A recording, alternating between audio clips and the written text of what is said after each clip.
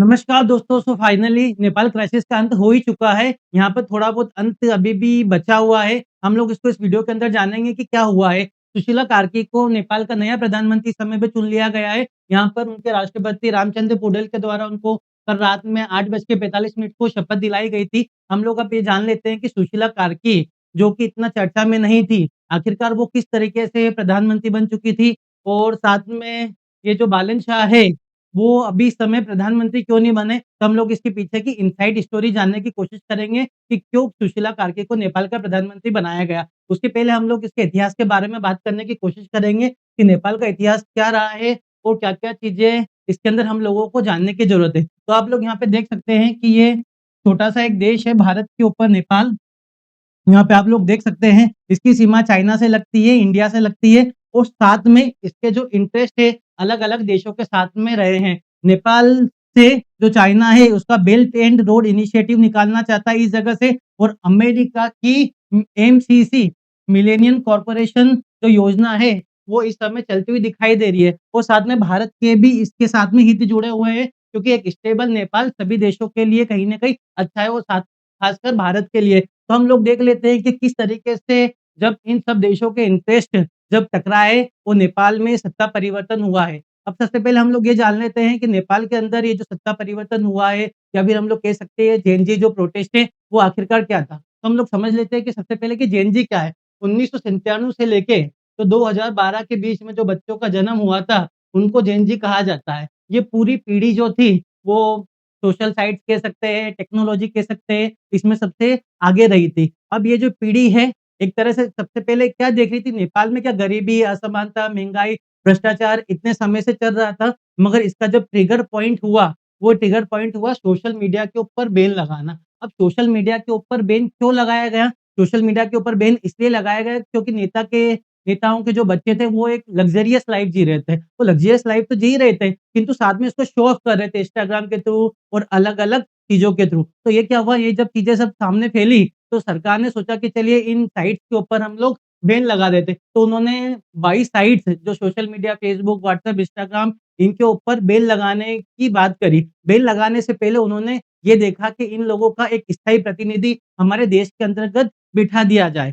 क्योंकि क्या हुआ था, टिकटॉक और जो दूसरी वीवो कंपनियाँ थी, चाइना की जो कंपनियाँ थी, उसने पहले से रजिस्ट्रेशन करा चुके थे। साथ ही जो केपी शर्मा ओली है, उनका झुकाव चाइना की साइड था। इसलिए जो टिकटॉक है और जो दूसरी साइड चाइना की है, वो इससे बच गई। किंतु फेसबुक, व्हाट्सएप, इंस्टाग्राम इन लोगों ने अमेरिका ने इस चीज़ को इतना सीरियसली नहीं लिया, क्योंकि जो नेपाल है, वो इतना बड़ा देश नहीं है और साथ में यहाँ पे ज़्यादा लोग एक्टिव यूज़र है नहीं। इसलिए उन्होंने सोचा कि अननेसेसरी इसके कारण हमारा खर्चा आएगा। इसलिए उन्होंने अपना स्थायी प्रतिनिधित्व नियुक्त नहीं किया और साथ में रजिस्ट्रेशन नहीं कराया। तो ये 28 तारीख को जब सरकार ने बोला था, 28 अगस्त के दिन कि आप अपना रजिस्ट्रेशन करा लीजिए, 5 दिन की मोहलत दी थी, तो 5 तारीख के करीबन ये जो साइट्स थी वो बंद कर दी गई। तो इसके कारण गुस्सा भड़क गया, क्योंकि आजकल जितने भी व्यापार होते हैं, सब चीज़ें होती है, वो इंस्टाग्राम, फेसबुक और इनके थ्रू ही होते हैं। तो इसके कारण जो लोग दूसरे देशों में अपने साथ के लोगों से बात करते हैं, वो लोग भी इसके कारण व्हाट्सएप से जुड़े रहते हैं। तो एक तरह से उनका टकराव महसूस होने लग गया। उनकी जीविका का जो साधन था सोशल साइट्स,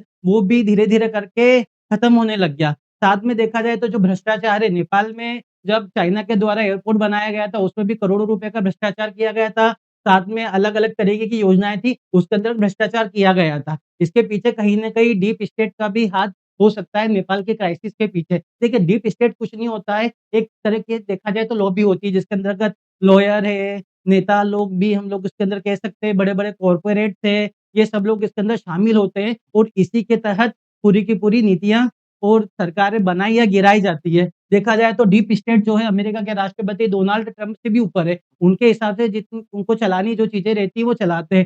चाहे वो किसी भी तरीके का सत्ता परिवर्तन किसी भी देश में कराने की पूरी ताकत रखते हैं। उनको अगर लगता है कि भैया रशिया जो है हमारे समर्थन में नहीं है, तो इसके खिलाफ वो यूक्रेन को इस समय पे कर दिया जाएगा। अलग-अलग देशों में अमेरिका कह सकते हैं, डीप स्टेट कह सकते हैं, लीबिया, ईरान, इराक, कुवैत, यहाँ पे श्रीलंका हुआ है, म्यांमार हुआ है, बांग्लादेश हुआ है, पाकिस्तान हुआ है, इन सब के पीछे कहीं न कहीं डीप स्टेट का हाथ ही था। तो हम लोग इसके अंदर एक तरह से अंदाज़ा लगाया जा सकता है कि डीप स्टेट का हाथ जो है नेपाल के सत्ता परिवर्तन में भी कहीं न कहीं किया गया था। अब जब केपी शर्मा ओली हारे नेपाल के अंदर, तो उन्होंने भारत के ऊपर पूरा का पूरा सिर फोड़ दिया कि भई 2020 के अंतर्गत मैंने जब बोला था कि भगवान श्री राम भारत के नहीं हैं, तो इसका भारत के अंदर अपोज़ किया गया था कि आप ऐसा कैसे कह सकते हैं? और साथ में केपी शर्मा ओली का चाइना के साइड झुकाव भी कहीं न कहीं ज़्यादा था। अमेरिका की एमसीसी जो योजना थी, वो भी नेपाल की संप्रभुता का उल्लंघन कर रही थी। इसी कारण ये इस सब चीज़ों को मिलाने के बाद में इन सब बच्चों का आक्रोश भड़का। शुरुआत में तो जब ये आंदोलन 8 तारीख से जब ये आंदोलन चालू हुआ था, तो उस समय तो ये शांतिपूर्वक तरीके से आंदोलन चल रहा था, किंतु पुलिस के द्वारा उनके ऊपर लाठियाँ चार्ज की गई थी। उसके बाद में आंदोलन ने और उग्र स्वरूप ले लिया। 9 तारीख तक आते-आते वहाँ के केपी शर्मा ओली जो प्रधानमंत्री थे, वहाँ से भाग चुके थे। साथ में जो उनके गृह मंत्री थे, उनको दौड़ा-दौड़ा के पीटा गया था।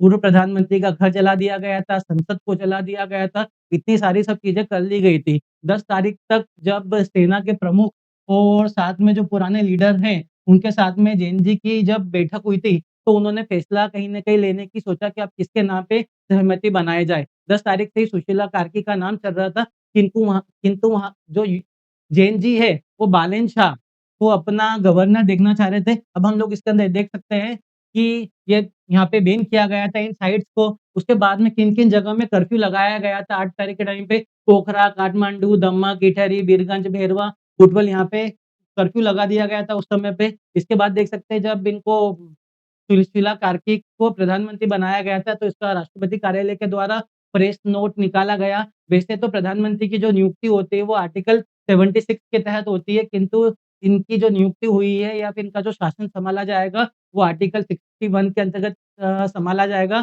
क्योंकि आर्टिकल 61 के अंतर्गत राष्ट्रपति को पूरी शक्तियाँ होती है। तो अभी जो संसद को भंग कर लिया गया है, तो पूरी जो 6 महीने तक जो संसद भंग रही है, उसकी जो व्यवस्था चलाई जाएगी, वो राष्ट्रपति के शासन के अंतर्गत ही चलाई जाएगी। अब जो इनके हम लोग सबसे पहले जान लेते हैं कि सुशीला कार्की कौन है? अब देख लीजिए 73 ईयर की जो महिला है, इनका विरोध जेएनजी के द्वारा इसलिए किया जाता था क्योंकि ये भारत को कहीं न कहीं सपोर्ट कर रही थी और वहाँ के लोग जो है वो भारत को सपोर्ट नहीं करना चाहते थे क्योंकि भारत अपने आप को एक बड़ा भाई के रूप में प्रोजेक्ट करता है नेपाल के अंतर्गत, वहाँ की जेएनजी ये चाहती नहीं थी। इसके बाद हम लोग देख लेते हैं कि नेपाल की पहली अंतरिम महिला पीएम बनी है। इन्होंने बनारस हिंदू यूनिवर्सिटी से पढ़ाई की थी। अब हम लोग आगे देख लेते हैं कि इन्होंने 2016 के अंतर्गत पहले कार्यवाहक और फिर मुख्य न्यायाधीश के रूप में पद संभाला। 2017 में पुलिस नियुक्तियों में राजनीतिक दखल के खिलाफ इन्होंने फैसला दिया था। 2017 में इनका रिटायरमेंट हो गया था। मतलब इन्होंने भ्रष्टाचार से रिलेटेड कहीं न कहीं बड़े-बड़े फैसले दिए थे, इसलिए इनके खिलाफ महाभियोग भी लाया गया था।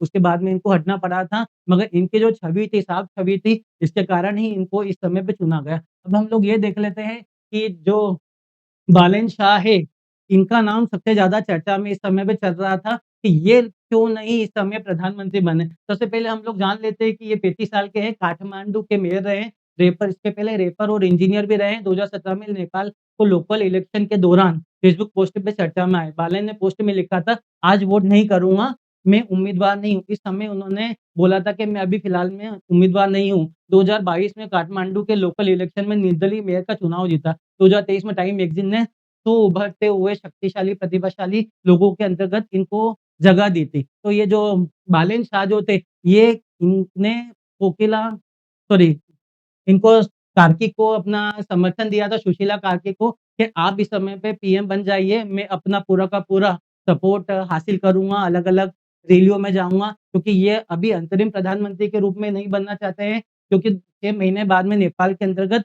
वापस चुनाव होने वाले हैं, जिसके अंतर्गत ये अपनी पूरी मेजॉरिटी शो करेंगे। अब बात रही जेएनजी की, जेएनजी क्यों इसके अंतर्गत कैबिनेट जो बनने वाली थी, कैबिनेट में अभी कोई भी शामिल नहीं हुआ है और कैबिनेट के अंतर्गत बोला गया था जेएनजी के द्वारा, हम लोग कोई शामिल नहीं होंगे कैबिनेट के अंतर्गत, सरकार में शामिल नहीं होंगे। हमारे द्वारा सिर्फ़ एक एडवाइज़री पूरी सरकार जो भी कर रही है, उसके ऊपर नियंत्रण रखा जाएगा। हम लोग देखेंगे कि सरकार किस तरह से कार्य कर रही है। तो अभी फ़िलहाल में हम लोग कह सकते हैं कि जेएनजी के द्वारा फिलहाल के रूप में तो कितना बड़ा आंदोलन नहीं किया जाएगा क्योंकि उनके द्वारा जो नई सरकार बनी है, उनको एक तरह से मौका दिया जाएगा। उन्होंने अपने आप को इसके अंतर्गत शामिल नहीं किया। उनके द्वारा ये भी कहा गया था कि किसी भी तरह की राजनीतिक जो पार्टियाँ हैं, वो भी जो कैबिनेट है, उसके अंदर शामिल नहीं होना चाहिए। इसलिए इ इ कोई भी अभी फिलहाल में इसके अंतर्गत शामिल नहीं हुआ। फिलहाल में देख सकते हैं हम लोग बालेन शाह हो सकता है कि कैबिनेट के अंदर शामिल हो जाए, मगर उन्होंने अभी फिलहाल में कैबिनेट में शामिल होने को लेकर मना कर रखा है। तो हम लोग इस चीज़ को हम लोग आगे की साइड और चर्चा के देखेंगे कि क्या-क्या हुआ था। अभी तक नेपाल के अंतर्गत 51 लोगों की मौत हो चुकी है, 100 से ज़्यादा लोग घायल हो चुके हैं। सोशल मीडिया के ऊपर बैन लगाया गया है, भ्रष्टाचार की वजह है, साथ में अलग-अलग कारण इसको लेकर रहे हैं। इनका भारत के साथ में भी लूपी लेक दर्रे को लेकर विवाद रहा है। नेपाल के केपी शर्मा ओली के द्वारा इसके पहले भी बोला गया है कि चाइना की जो वन चाइना जो पॉलिसी है, मतलब वो ताइवान का किसी भी तरीके से सपोर्ट नहीं करता है। अगर आप चाइना के खिलाफ जाओगे, तो ये बिल्कुल भी अच्छा नहीं होगा। तो एक तरह से जो केपी शर्मा ओली है, वो नेपाल सॉरी चाइना के पपलू की तरह ही कार्य कर रहे थे। ये कहीं न कहीं उनसे इन्फ्लुएंस्ड है, इस चक्कर में ही इनके खिलाफ प्रोटेस्ट हुए और इनको देश छोड़ के भागना पड़ा। अलग-अलग तरीके की टाइमलाइन यहाँ पे आप लोगों को इसके अंतर्गत दिखाई गई है। तो आपको क्या लगता है कि जो नेपाल के अंतर हुआ है, जेन-ज़ी का प्रोटेस्ट हुआ या हम लोग कह सकते हैं कि डीप स्टेट की इसके अंतर्गत चाल थी, तो ये कितनी समय तक चीज़ें स्टेबल रहेगी? साथ में सुशीला कार्की के द्वारा जो अभी सरकार बनाई गई है, वो कितनी अच्छी तरीके से काम कर पाएगी? इसका नेपाल और साथ में अन्य देशों के ऊपर क्या असर रहेगा? अगर आपको हमारी ये एनालिसिस पसंद आई है, तो हमारे चैनल को सब्सक्राइब करें।